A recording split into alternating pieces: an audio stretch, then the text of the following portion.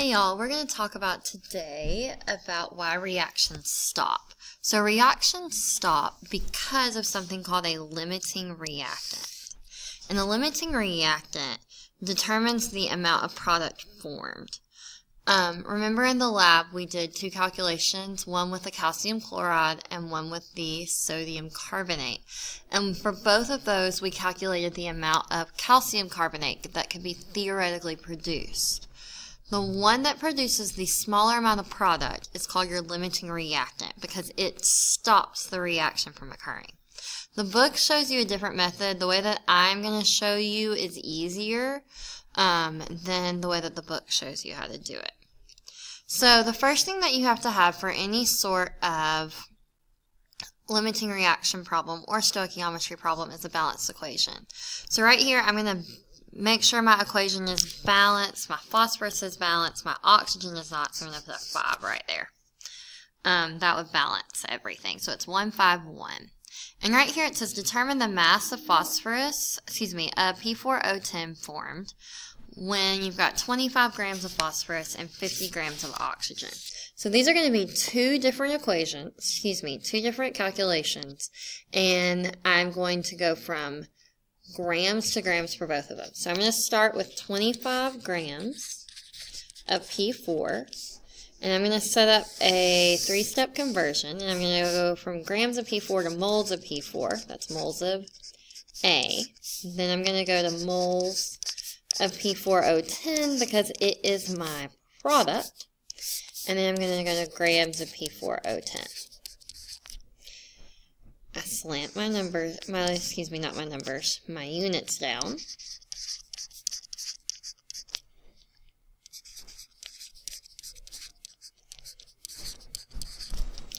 Remember when I have moles over moles, I use the coefficient. Oh, I don't know why that happened. So for P4O10, that's a 1. For P4, that's a 1. Moles over grams, and grams over moles, moles gets a 1.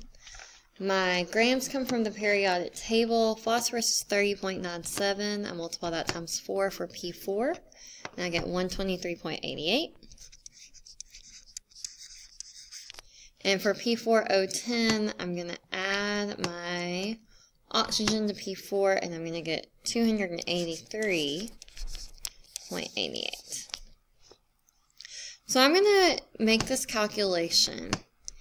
And my theoretical yield for this one right here is 57.29 grams of P4O10.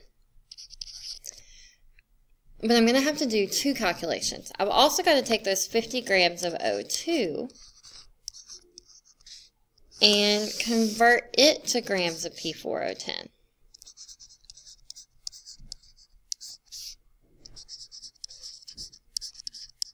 So I'm going mass of A to moles of A, moles of B to mass of B.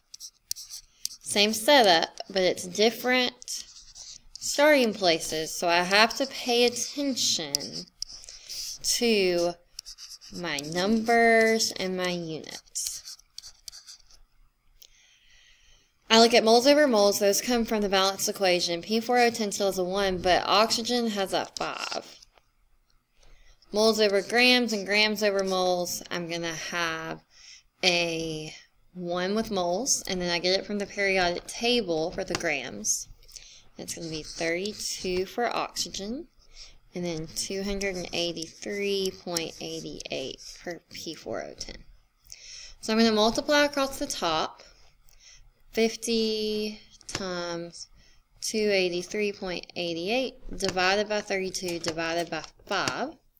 And I'm going to get 88.71 grams of P4O10. So this time it is true. That is my theoretical yield.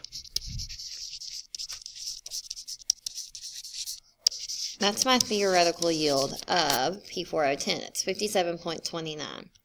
So it says, what is the limiting reactant? What is the excess reactant? We're not going to worry about this last question.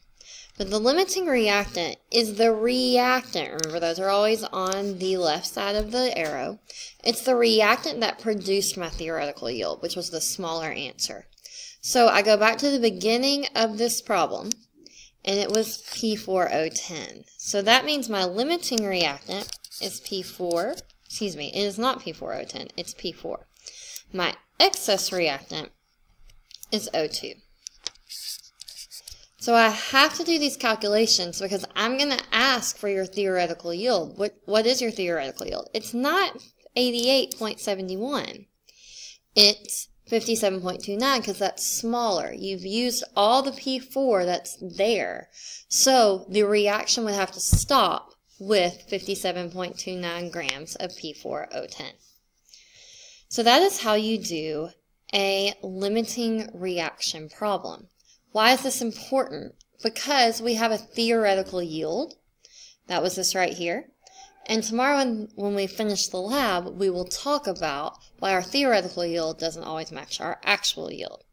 So let's go to one of the problems that you have on your stoichiometry page from class last week. So if you'll find this, pull it out. We're going to work numbers 1 and 2. I want you to work 3, 4, 5, and 6 on your own. We will check it tomorrow in class.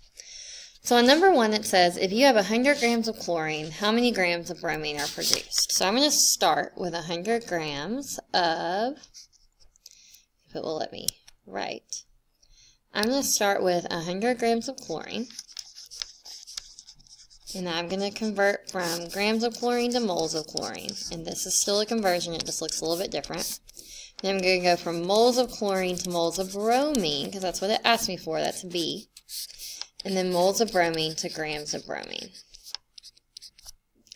I drop my units down.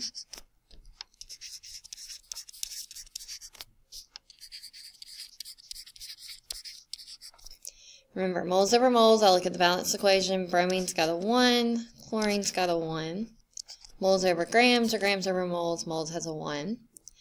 I get my masses from the periodic table. This is going to be 70.9 for chlorine.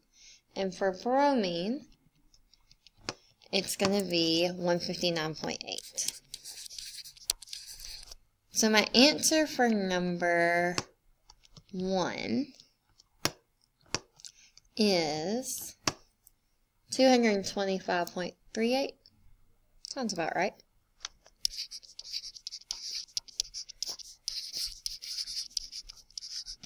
Alright, then I'm going to come down and do number 2, 100 grams of potassium bromide, which I look at the balance equation to figure out its formula, and I'm going to go from grams to moles of A, which is potassium bromide, and then moles of A to moles of B, which is just bromine, and then moles of B to mass of B. I slant my units down so they will cancel.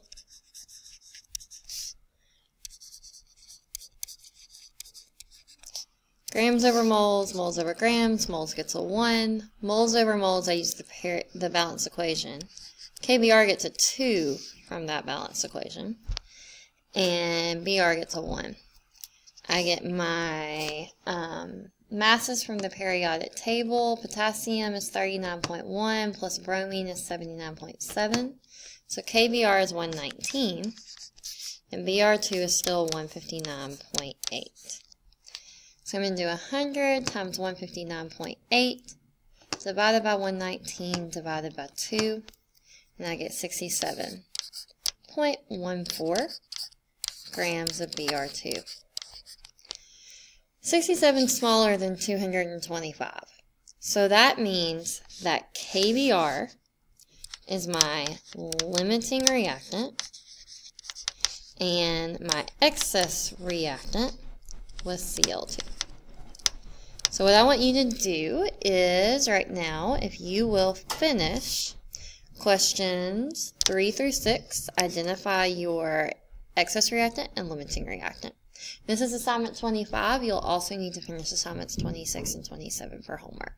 Thanks so much.